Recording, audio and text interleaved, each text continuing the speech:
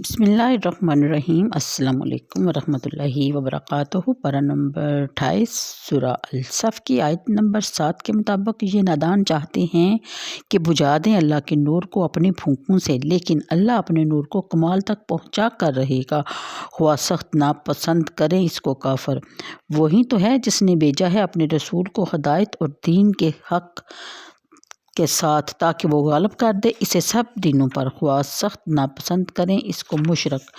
اے ایمان والو، کیا میں آگاہ کروں تمہیں ایسی تجارت پر جو بچا لے تمہیں دردناک عذاب سے؟ وہ تجارت یہ ہے کہ تم ایمان لاؤ اللہ اور اس کے رسول پر، اور جہاد کرو اللہ کی راہ میں اپنے مالوں اپنی جانوں سے، یہی طریقہ تمہارے لیے بہتر ہے۔ اگر تم حقیقت کو جانتے ہو، اللہ تعالیٰ بخش دے گا تمہارے لیے تمہارے تمام گناہوں کو، اور داخل کرے گا تمہیں باغات میں رواں ہیں جن کے نیچے نہریں، اور پاکیزہ مکانوں میں جو سدا بہار باغوں میں ہیں، یہی بڑی کامیابی ہے۔ آیت نمبر 11 تک کا ترجمہ میں نے پیش کیا آپ کی خدمت میں۔ اس کی تفسیر کے مطابق، کفار سر توڑ کوشش کر رہے ہیں کہ اسلام کا یہ روشن چراغ بجھ جائے، لیکن وہ کان کھول کر سن لیں کہ ان کی کوششیں رائے گاہ جائیں گی۔ یہ نور حق اپنے شباب اور کمال کو پہنچے گا، اس کی تجلیات سے بحر و بر، دشت و جبل چمک اٹھیں گے، اور اللہ تعالیٰ کا یہ آخری پیغام دنیا کی گوشہ گوشہ میں ضرور پہنچے گا۔ کافروں کو بے شک اسلام کی ترقی سخت ناپسند ہے، اور سخت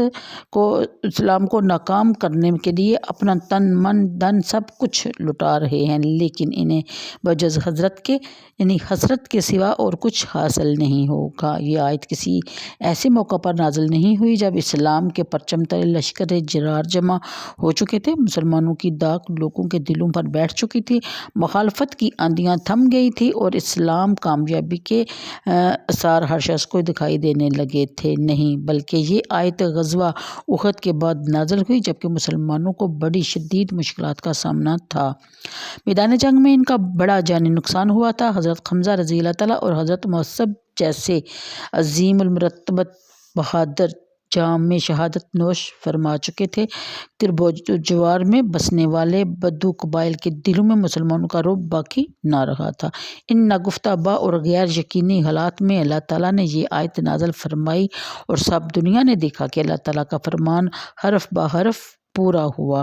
اگلی آیت کے مطابق اللہ تعالیٰ اپنی عظمت اور کبریائی کا ذکر فرما رہے ہیں کہ میں وہ قادر اور حکیم ہوں کہ جس نے ساری دنیا کی رہبری کے لیے ایک رسول بھیجا، اس کو نور ہدایت کا امین اور حق کا علمدار بنایا، اور اس لیے مبعوث فرمایا تاکہ اس کے لائے ہوئے دین کو غلبہ عطا فرماؤں، اور چاروں طرف عالم میں اس کا ڈنکا بجے۔ اس کے مجاہد میدان کارزار میں باطل کے پرستاروں کو تیر و سنا سے مغلوب کر رہے ہوں، اس کے علماء دلیل اور برہان سے شرک کے علمداروں کو شکست دے رہے ہوں، اور اسلامی معاشرہ اپنے پاکیزہ تمدن، اپنے نورانی تہذیب، اپنے منصفانہ نظام میں معیشت اور اخلاق حسنہ کے باعث اسلام کی برتری اور فتح مندی کا پرچم لہرا رہا ہو۔ یہ بھی بتایا گیا کہ اسلام چھپ چھپ کر وقت گزارنے کے لیے یا باطل سے مصالحت کر کے زندہ رہنے کے لیے نہیں آیا، یہ اللہ تعالیٰ کے شیروں کا دین ہے، یہ شمع حق کے پروانوں کا دین ہے۔ سارا کفر و شرک اگر اپنی قوتوں کو یکجا بھی کر لے، تب بھی وہ ان کو ہراساں نہیں کر سکتا انشاءاللہ۔ اگلی آیت میں بتایا گیا کہ دوسرے لوگ بھی تجارت کرتے ہیں، اس میں نفع بھی ہوتا ہے اور نقصان بھی ہوتا ہے، بعض اوقات تو سرمایہ تک برباد ہو جاتا ہے۔ اگر نفع ہو تو یہی ہوگا کہ دولت کی فراوانی اور اسباب عیش و آرام مہیا ہو جائیں گے، لیکن ایک تجارت وہ ہے جسے اللہ تعالیٰ اپنے بندوں کو باخبر کر رہا ہے اور اس میں حصہ لینے کی ترغیب دے رہا ہے۔ اس تجارت کو چند خصوصیات بھی بتائی جا رہی ہیں۔ اس میں نفع ہی نفع ہے، نقصان کا ذرا احتمال نہیں۔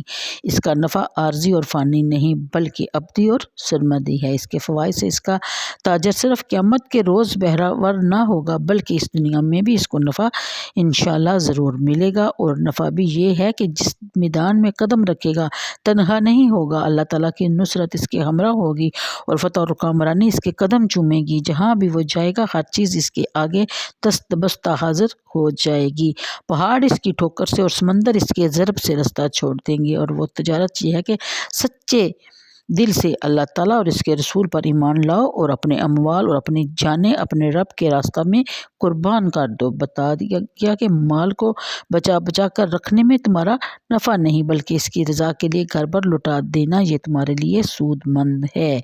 جان کو بحفاظت رکھنے میں تمہاری سلامتی نہیں، تمہاری سلامتی اس میں ہے کہ اس کے نام کو بلند کرنے کے لیے اپنے خون کا آخری قطرہ تک بہا دو اور اپنا سر قربان کر دو۔ تمہیں حیات جاوید بخش دی جائے گی، موت تمہارا دامن تک چھو نہ سکے گی۔ موت تو آخر آنی ہی ہے، تو کیوں نہ اللہ اور اس کے رسول کی راہ میں اور اس کا حکم مانتے ہوئے اس دنیا سے جائیں تاکہ رہتی دنیا تک ہمارا نام و نشان باقی رہے انشاءاللہ۔ پھر بتایا جا رہا ہے کہ اللہ تعالیٰ کو کسی کی مدد کی ضرورت نہیں، نہ اس کا کوئی کام ہماری آنات کا محتاج ہے۔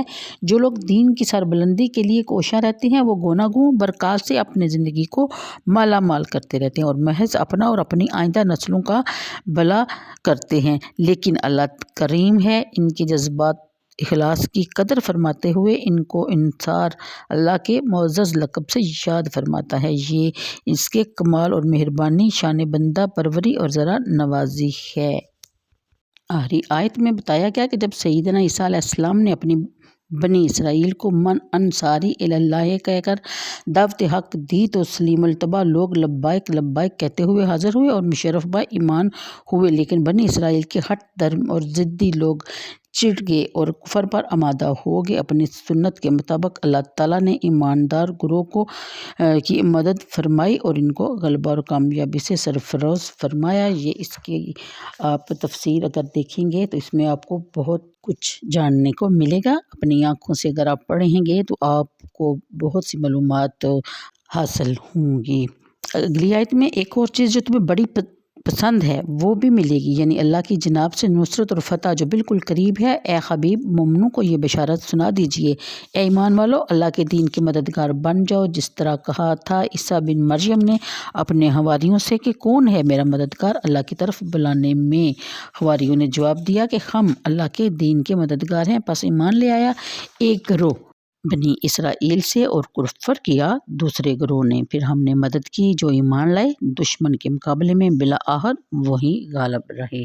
یعنی حضرت عیسیٰ علیہ السلام فرماتے ہیں کہ بے شک میں تو فقط اسرائیل کے گھرانے کی نجات کے لیے نبی بنا کر بھیجا گیا ہوں، لیکن میرے بعد مسیح تشریف لائے گا جسے اللہ تعالیٰ سارے جہان کے لیے مبعوث فرمائے گا۔ اسی کے لیے اللہ تعالیٰ نے ساری کائنات تخلیق کی ہے اور اسی کی کوششوں کے باعث ساری دنیا میں اللہ تعالیٰ کی پرستش کی جائے گی اور اسی کی رحمت نصیب ہوگی۔ آپ پریشان ہیں کہ لوگوں نے آپ کو خدا اور خدا کا بیٹا کہنا شروع کر دیا ہے۔ رومی گورنر اور بادشاہ آپ کی خدمت میں حاضر ہو کر کہتے ہیں کہ ہم روم کی شہنشاہ ایک ایسا فرمان جاری کروائیں گے جس میں سب کو آپ کے متعلق ایسی باتیں کہنے بلکہ اسے روک دیا جائے گا۔ ان کے جواب میں آپ فرماتے ہیں کہ مجھے تمہاری ان باتوں سے اطمینان حاصل نہیں ہوا، بلکہ میرا اطمینان تو اس رسول کی تشریف آوری سے ہوگا جو میرے بارے میں تمام جھوٹے نظریات کو نیست و نابود کر دے گا۔ اس کا دین پھیلے گا، سارے جہانوں کو اپنی گرفت میں لے لے گا۔ اللہ تعالیٰ نے ہمارے باپ ابراہیم سے اس طرح کا وعدہ کیا ہے۔ اس کے بعد پادری نے ایک سوال پوچھا کہ کیا اس رسول کی آمد کے بعد نبی بھی آئیں گے؟ آپ نے ارشاد فرمایا یعنی آپ کے بعد اللہ کا بھیجا ہوا کوئی سچا نبی نہیں آئے گا، البتہ کثرت سے جھوٹے نبی آئیں گے جنہیں شیطان کھڑا کرے گا۔ اس پادری نے دوسرا سوال کیا کہ اس مسیحا کا نام کیا ہوگا اور کن علامات سے ان کی آمد کا پتہ چلے گا؟ اس کے جواب میں آپ ارشاد فرماتے ہیں کہ مسیحا کا نام قابل تعریف ہے۔ اللہ تعالیٰ نے جب ان کی روح مبارک کو پیدا کیا اور آسمانی آب و تاب میں رکھا تو خود ان کا نام رکھا۔ اللہ تعالیٰ نے فرمایا اے محمد انتظار کرو، میں نے تیری خاطر جنت کو پیدا کیا ہے، ساری دنیا کو پیدا کیا ہے اور بے شمار مخلوقات کو پیدا کیا ہے۔ جب میں تجھے دنیا میں بھیجوں گا تو تمہیں نجات دہندہ رسول بنا کر بھیجوں گا۔ تیری بات سچی ہوگی، آسمان اور زمین فنا ہو سکتے ہیں لیکن تیرا دین کبھی فنا نہیں ہو سکتا۔ آپ نے کہا کہ محمد اس کا بابرکت نام ہے۔ پھر تمام سامعین نے یہ سن کر یہ کہتے ہوئے فریاد کرنی شروع کی کہ اے خدا اپنے رسول کو ہماری طرف بھیج، یا رسول اللہ دنیا کی نجات کے لیے جلدی تشریف لے آئیے۔